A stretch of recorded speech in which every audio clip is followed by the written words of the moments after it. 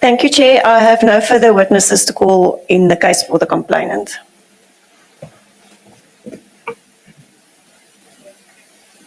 Yes, all right, fine, thanks.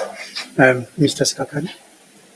Chair, I will open my case with a short statement, but may I take an adjournment? Just want to be sure that when I say witnesses are here, they are. I don't have an instruction about who's available at the moment. Thank you, Chair. All right, we will wait. And Chair, before you adjourn, we do need a ruling on what our rights are as the complainant's legal representatives cross-examine, I think, before the respondent opens his case. we were given around, was it around lunchtime? No, not lunch is not there yet. At 11 o'clock, we were given some documents. I don't know, I assume it was your application and opposition to it. We haven't even been able to open that because we're busy here. So we can't even tell you when we will make that ruling because we haven't even seen the first page. We haven't even opened. I understand, Chair. The difficulty is that we do need to know how to prepare and how to proceed before the respondent opens their case. But I accept fully that all of this has come to you very late, just because of the circumstances. Yes, maybe let me consult with members of the panel.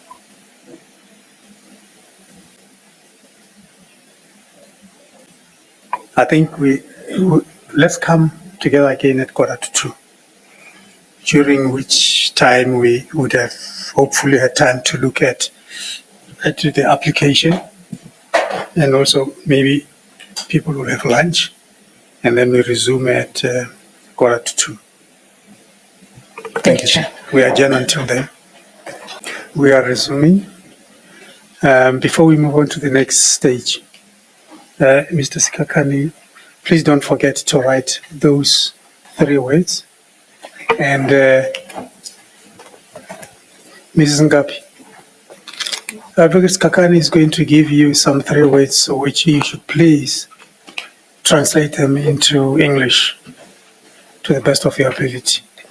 And then you will then give us that interpretation in the form of a written paper. It can be done even in the afternoon or after we have adjourned, if we're going to adjourn or whatever. Chair, I've written them. Oh, okay. There you are. Please go and do that for us.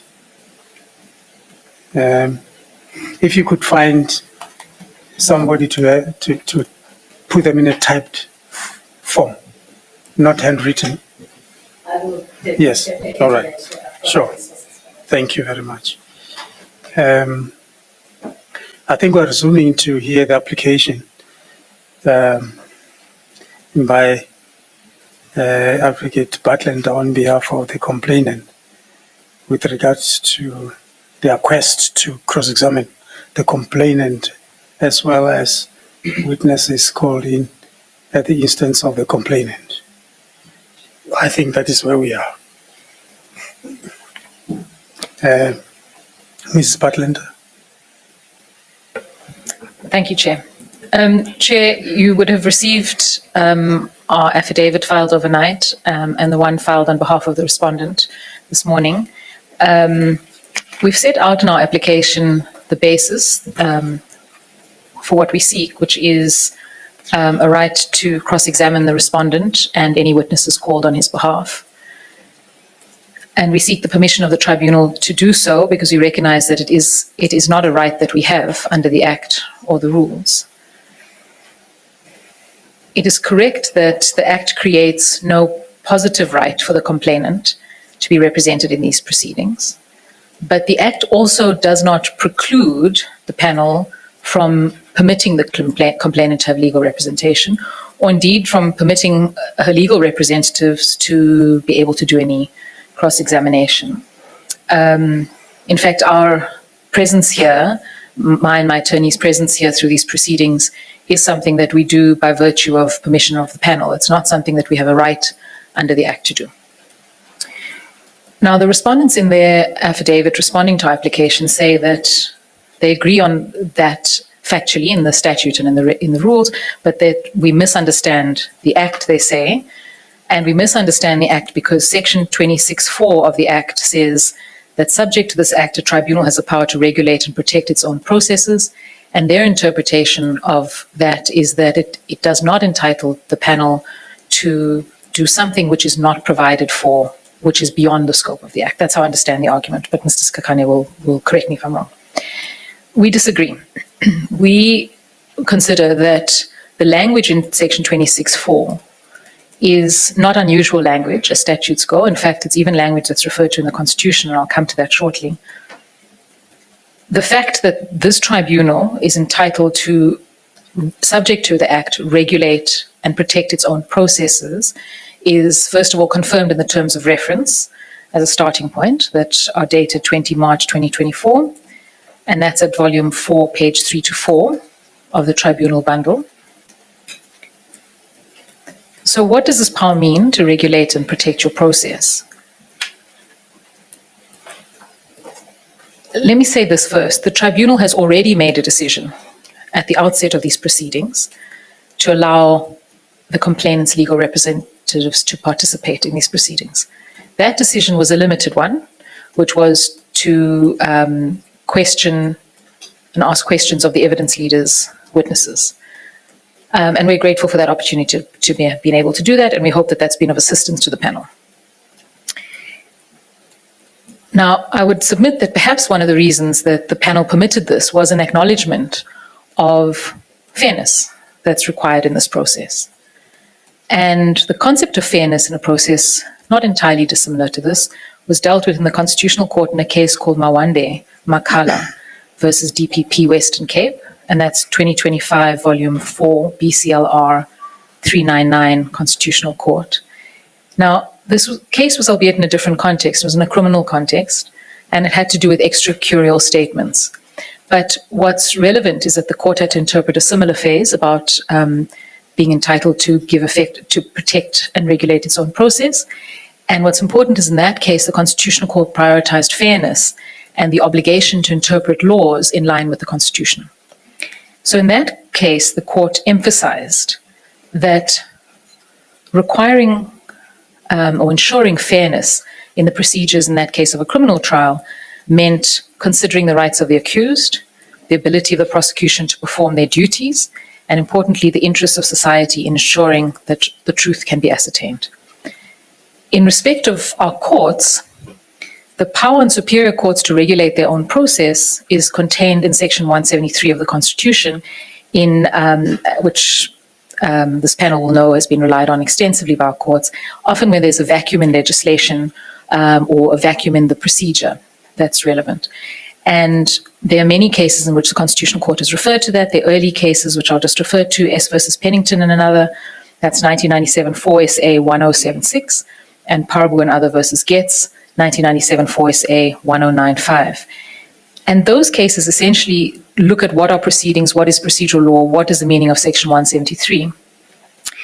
What's important to note is that the wording in Section 25(4) that's before this panel is almost identical to the wording of Section 173 of the Constitution.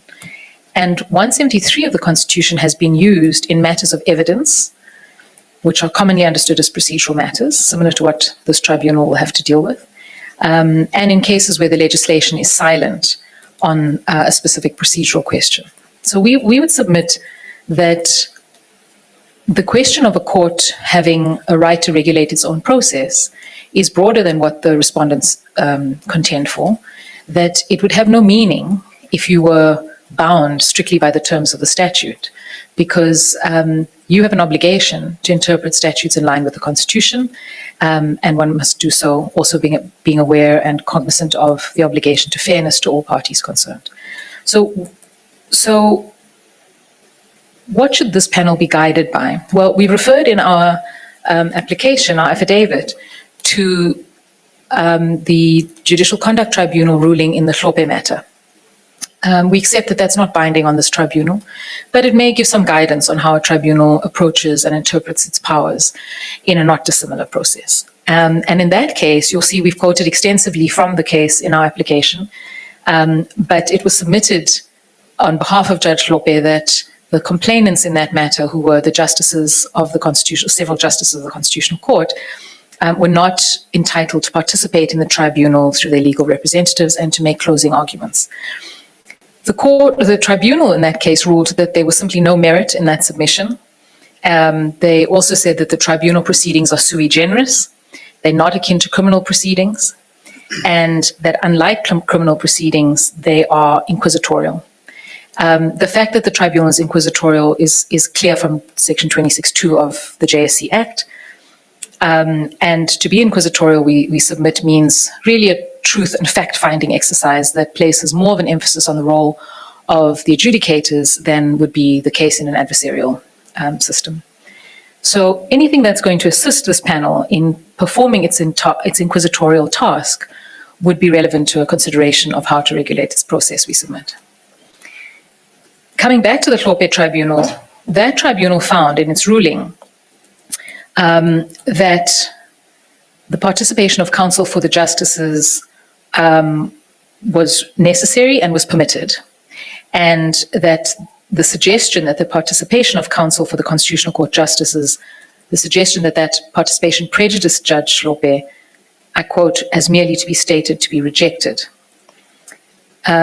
Now, in that case, of course, it was a little different because in the Ngoepe matter, the issue of the participation of representation for the complainants came quite some time after the complainants had been represented. And the ruling makes that point. It said this has been the case since 2009. So there had been a practice, and perhaps we're not entirely identical to that in the sense that we don't have a practice. It wasn't clear from the outset that I would be entitled to cross-examine the respondent's witness. But we do have a practice of permitting the complainant legal representation in these proceedings. And we do have a practice that our role is not that of the evidence leader, that it's there to clarify and to ask questions that are sought to protect the complainant. That's the role. So we would submit that your discretion ought to be exercised in favor of permitting us to continue to cross-examine and to cross-examine the respondent and any witnesses brought on his behalf, as we have done throughout these proceedings. We would also submit, to the extent that this tribunal is going to consider whether or not we have a right to make oral and written submissions at the end of this proceedings, we would ask that we be entitled to do that. And we do so really in an attempt not just to represent the complainant, but to assist the tribunal in its task. So in light of all of this, we respectfully submit that the tribunal ought to exercise its discretion to permit us the right to cross-examine and to make oral and written submissions in due course. And we submit there's no good reason to move from that, from the position that the tribunal has already adopted in relation to us. In fact, it's notable that in the respondent's response, they don't provide a good reason or any reason why we shouldn't be permitted to do so, other than that we don't have a right under the statute to participate. And our response, quite frankly, to that is the fact that you don't have a positive right doesn't necessarily mean that. What's more important is there's no provision in the Act that precludes us from participating. So we would submit that is important, and that must be factored into the exercise of the discretion that the tribunal has to undertake. Thank you.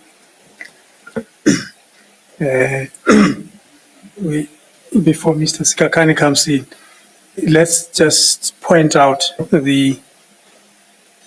some of the problems that may arise if we were to do that. We are aware that we have the power to regulate our own procedure, but that power must be exercised, as indeed we felt we did, must be exercised with a purpose, and the purpose is to ensure some fairness, which is why right at the beginning we allowed legal representation for the complainant, and also allowed you to put questions to the complainant and complainant witnesses. But here is this difficulty. Let's start with the Act itself. The Act says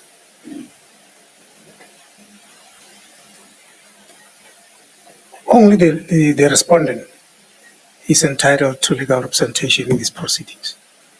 it does not give the right for legal representation to the complainant. It doesn't.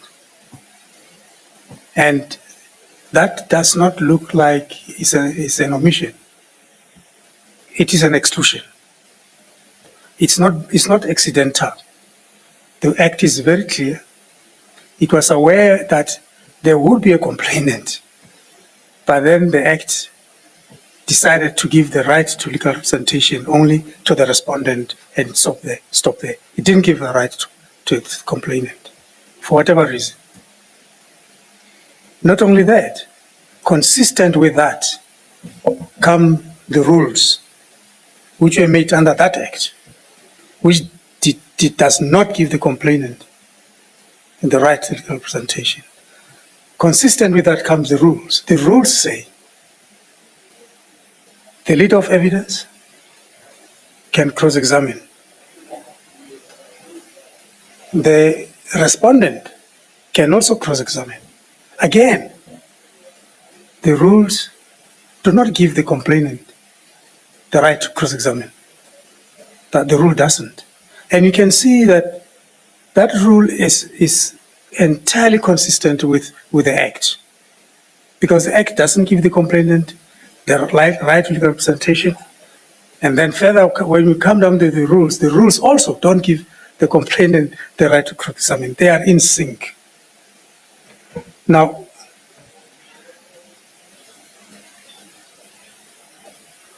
when you ask us to exercise our authority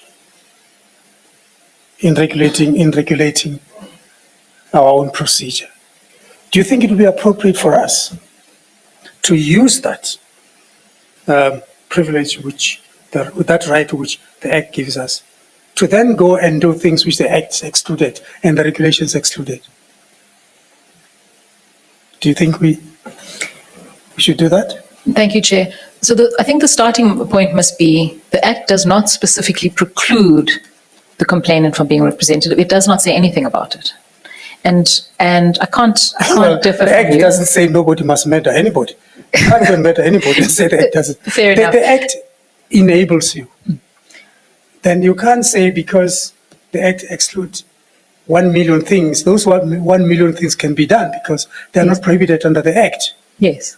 When you look for power and authority, you go to the enabling instrument as to what it gives, not what it doesn't, what it excludes, because it excludes everything in the world. Yes, but it's not, the example of murder is of course an extreme one, but we are dealing here with complainants, right? And one anticipates, and I hope the legislature had anticipated, that there will be different kinds of complainants. So often in these proceedings, for example, the complainant is a judge president. Because there may be, and there have been many instances in which there are complaints against judges, for example, for not delivering judgments on time. There, the complainant would be the judge president, but he or she is not actively representing themselves and their own position. They are simply bringing a complaint that has been made to them to this forum because it relates to a judge in their division. That is a very different kind of a complainant, and one can see why there that judge president doesn't require legal representation. In that situation, the evidence leader obtains the evidence and presents it, and the judge president is not an active complainant.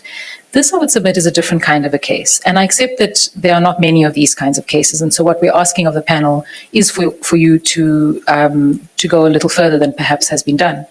But it would not be that this tribunal is the first to do so. In the Ngoepe matter, complainants were justices of the Constitutional Court. They were represented by senior counsel, and they were represented throughout the proceedings. They cross-examined all of the witnesses, and that was permitted. So for you to do that wouldn't be the first time that it's done. That's the first thing. And that ruling is not a 1 or 2 paragraph ruling. It's a comprehensive ruling. It considers this question specifically under its own heading, and it resolves that the complainants were entitled to legal representation, and does so under both inquisitorial power as well as the power to regulate its own process. So we would submit that while it may seem that what we're asking from this panel is extreme, it's really not extreme. It's asking this panel to take into account that this is an inquisitorial process that requires you to be different to a judge sitting in a high court, number one, and really to do a fact-finding and truth-finding exercise here. How best you achieve that is part of that decision of how you regulate your process. In this case, you have a complainant who is someone who you can see, hopefully, through our engagements, that our engagements were required to put issues to witnesses that the evidence leader did not. And so hopefully that shows that participation is of assistance to the tribunal. And I think that's relevant, a factor that you must consider. I don't think that you are precluded. I would submit that you're not precluded from permitting legal representation. And that in fact, to the extent that you were to write a ruling on this, you could even be clear that it is not in every situation that you think it would be appropriate for a complainant to have legal representation. But in this situation, there are circumstances which justify it and would assist the tribunal. So I'm not sure, Chair, if I've answered your question, but I think both the nature of this particular panel, as well as the fact that the Act doesn't specifically preclude you from doing this, should be factors that you take into account in what is an exercise of a discretion. You referred us, to the one tribunal. Is that the Tropic Tribunal? Yes. We have read their ruling.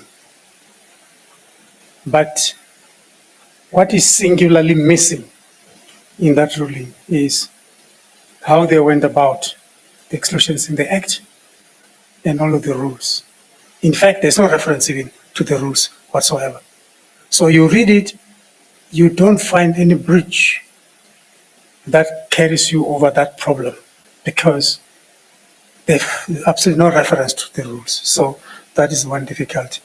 But in the spirit of wrestling openly and frankly with this thing, let us also tell you that we spoke to one of the judges who I first tried to phone the Judge Labuskachne, who was the president of that tribunal. I couldn't get hold of him. Then I was able to speak to Judge Makhuka, who was one of the members of the tribunal. Indeed, he confirmed that they allowed cross-examination in that case because in the ruling itself it's not clear, but he says they did allow. Then we spoke to Judge Jafta, who was presiding over another judicial tribunal. And he said that the cross-examination was not done in that case. But although he did indicate that the issue didn't arise, but it was not done. Then we also spoke to Judge Chapi. He presided in another judicial tribunal. And he said the cross-examination was not done in that case. And he then went on, we don't have to go into those reasons, they may be debatable, but he indicated that he would not have allowed cross-examination. And he mentioned a reason which is arguable, which can be arguable, which doesn't bind us at all. So those are the scenarios that we have. Now, let me come back. You said each case must be considered on its merits. Let me come back to this particular case. And in the exercise of our discretion in the exercise of our power to conduct our own proceedings, we were very much allowed and influenced by the very point that you are making. And we tried to sail as close as possible to the Act, which says nothing, and to the rules, which also say nothing. We tried to sail as close to them as possible. But we're a bit hesitant in violating them, going against them. But we try to sail as close to them as possible. You know what we did. You know what we did in this case. We said, we said, in all fairness, although the Act does not provide for legal representation by the complainant, we decided that we are going to allow it, and we allowed it. Indeed, we even allowed you to ask questions. And in one of the discussions we had, one of the presiding judicial officers, he was clear that the complainant must, if she has got any, or he has got any issues, must speak to the leader of evidence. The leader of evidence would put those points across. But in this particular case, I think we went a little bit further than that. We allowed legal representation, and we allowed you to put questions. And not only did we do that, we have already indicated to you that we are going to allow you to make written submissions. We even gave you a date. So you can see that there is an attempt on us, while the Act and the like are like, don't provide for that. You can see that we've been very mindful of ensuring that there's fairness. We went some distance, and then in the manner that I've explained, to allow legal representation, which is not provided for. We allowed you to ask questions, and we are even going to allow you to make written submissions on their behalf. That's what we've tried our best to do. Now, you want a lot more now. And that a lot more now that you want is what I was saying to you, that it now brings us into direct conflict with the Act. We wish we could just find it easy to resolve that, but I think I'm mentioning the steps that we allowed you to participate in because we want to indicate to you that we're very much alive to the issue of fairness. But we're not the legislator. We didn't make the law, we didn't make the rules. And I'm going to mention this because I want Mr. Simulano, when he makes submissions, says, Time I'm suing. Mr. Sikakani, I think I'll refer to Mr. Madonsela from now henceforth, but you must know I'm referring to you.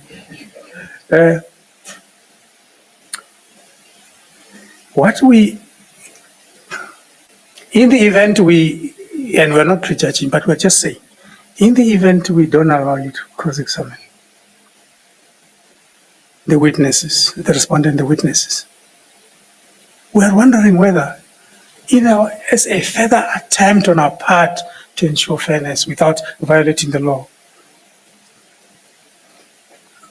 we would say that, yes, the leader of evidence will cross-examine, but you would have the right to consult. You and the complainant will have the right, before the evidence leader comes to put questions, you have the right to consult with the evidence leader, raise whatever issues you want the evidence leader to raise, and if need be, if we have to adjourn proceedings for that kind of consultation, subject to what Mr.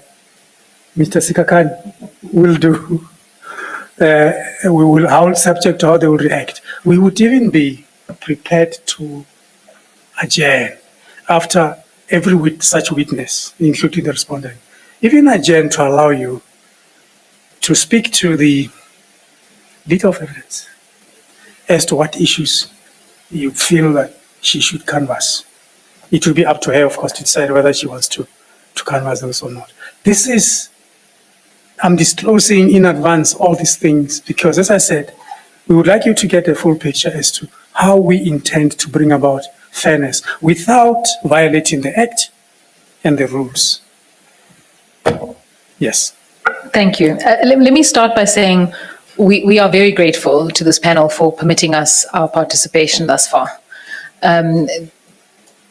One of the concerns, I said this on the first day, one of the concerns that the Women's Legal Center had, which brought us into the case, was how complainants navigate this process. So this is not just a question for us in the abstract, it's a very real question. So we do appreciate the panel taking the time to really carefully evaluate what it is entitled to do and not do.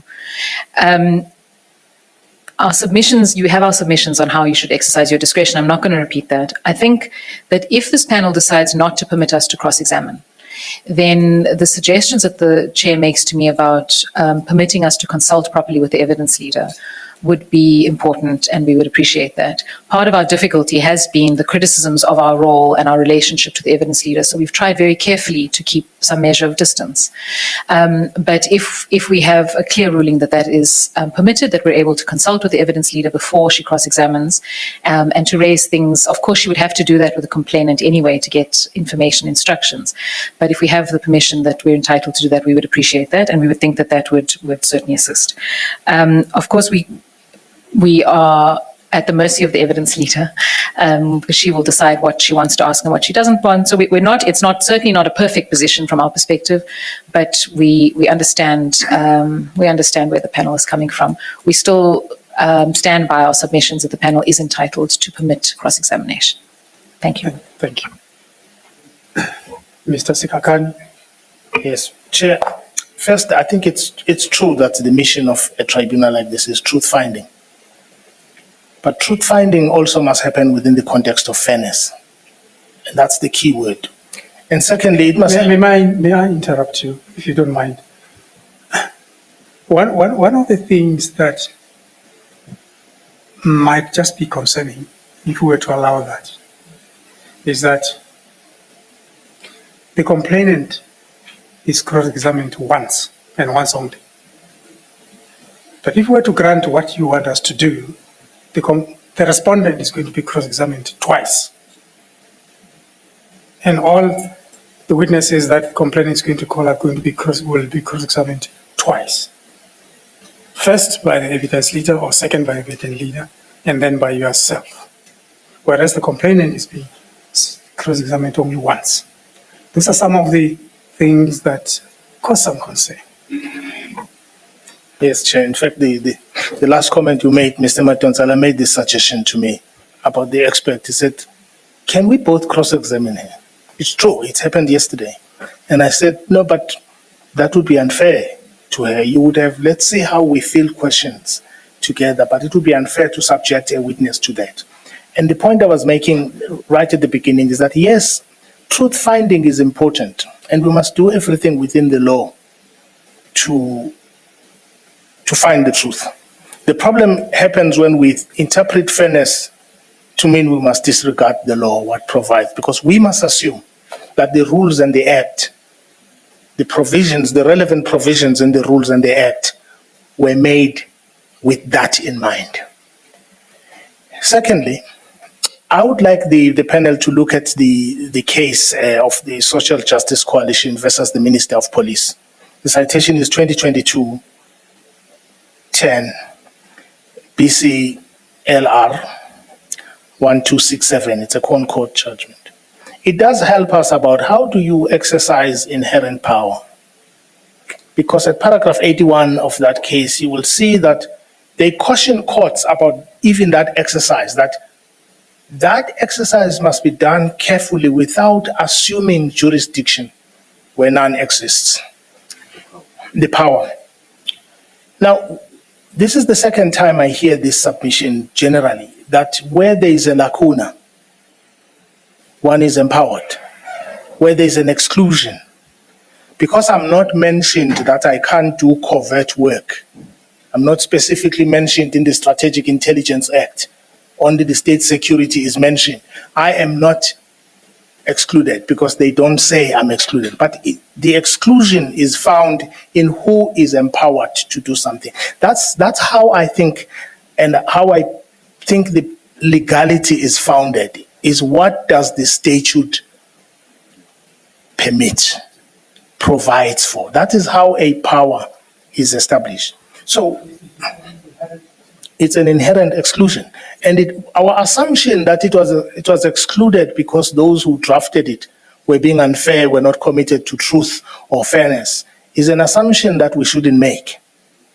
And so we also suggest this, not because the respondent or any of our witnesses fear anything, but we make this suggestion to suggest that the basic point made here, that the exclusion means you are empowered to. We suggest that the court and the tribunal should steer clear of breaching that legal position, that statutory position in its search for fairness. Because in its search for fairness, it must also realize that it's fairness to both sides. I've made this point several times. And I think the prejudice about which we are told that may happen, if any, is mitigated by the suggestion, and I don't think anybody would really reject the suggestion that yes, the evidence leader and the complainant's legal representatives must work hand in hand to field questions that they think the evidence leader has excluded. Lastly, the complainant's legal representatives were aware of this right at the beginning. In fact, I'm going to take you to what my learned friend says on the 13th of January 2025. And I'm not suggesting anything. I'm just saying that they were aware of this position. Page 36. And my learned friend at line 10 says, I will not be leading witnesses. Full stop. That's one line. And says, I will not be cross-examining witnesses. This is the opportunity that I have to address this tribunal, and I thank you for that. So I'm saying the awareness about the legal position was there right at the beginning. And so we suggest that to subject witnesses to two cross-examiners in breach of a clear non-existence of the power would be unfair. Yes, would be an attempt at truth-finding, but would both be unfair and unlawful. And we propose, therefore, that this can be mitigated and time can be saved if there is permission for the legal representatives to collaborate with the evidence leader to field questions, whatever question they think should be fielded. Those are our submissions, Chair.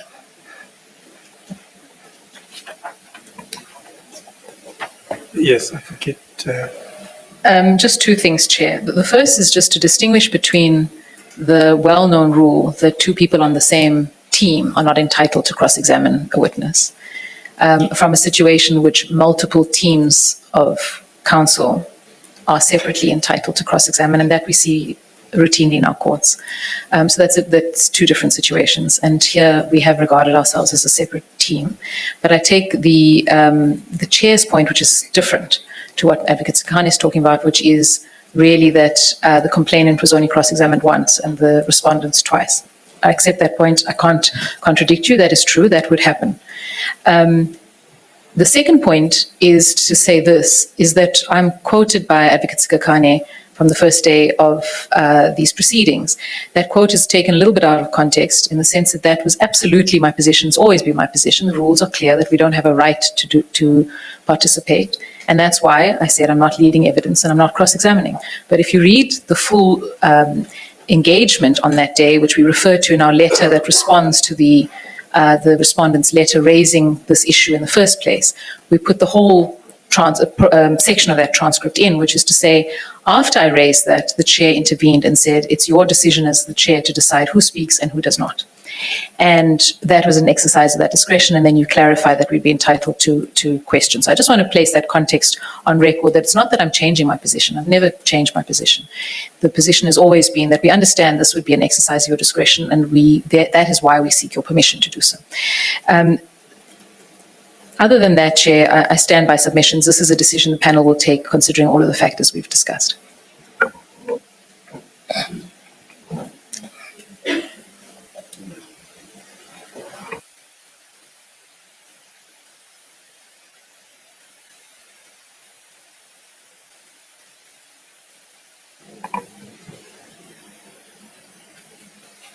Let us adjourn for 15 minutes. We'll come back and give a ruling at quarter to 3.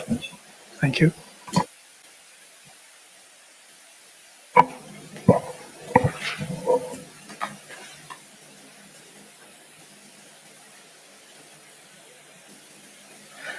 Let us, for the record, this is a ruling by the tribunal on the application brought by the complainant's legal representative for the right to cross-examine the respondent and all the witnesses testify on behalf of the respondent. After looking at the Act and the rules, we are of the view that such a right should not be granted. And we say so for certain considerations.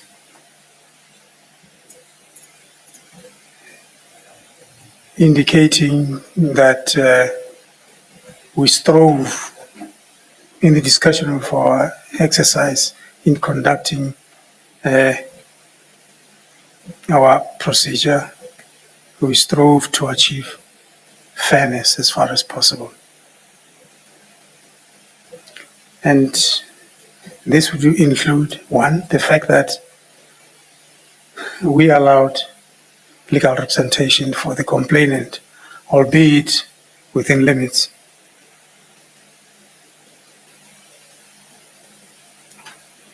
Secondly, we allowed complainant's legal representatives to put questions to witnesses that had been called by the evidence leader. We have also taken into account the fact that as and when the process of adducing evidence for the respondent and his witnesses, the complainant's legal representatives will be given the time to consult, if need be, with the lead of evidence in order to indicate to the lead of evidence as to which areas they would like them to be traversed through cross-examination by lead of evidence. As I say, should the need arise in respect of the respondent or any other witness to testify on the respondent, such a privilege and opportunity will be given. Furthermore, we have decided to allow the complainant's legal representative to submit written argument when the time comes in support, if they so wish, of the complainant's case. Also troubling is the fact that if the wish were to be granted, whereas the complainant would be cross-examined only once, the respondent and every single witness the respondent would have called would have to be cross-examined twice. And one wonders what fairness is there in such a situation. But anyway, that's one of the considerations we took into account. That said, in due course, we are going to give full reasons for this decision, so that it becomes fully understood why we come to this decision that we do. The ruling is therefore that the legal representatives of the complainant would not be entitled to cross-examine the respondent and witnesses called at the instance of the respondent. If they so wish, they would, as it were, have to do that through and in consultation with the leader of evidence. That is the ruling.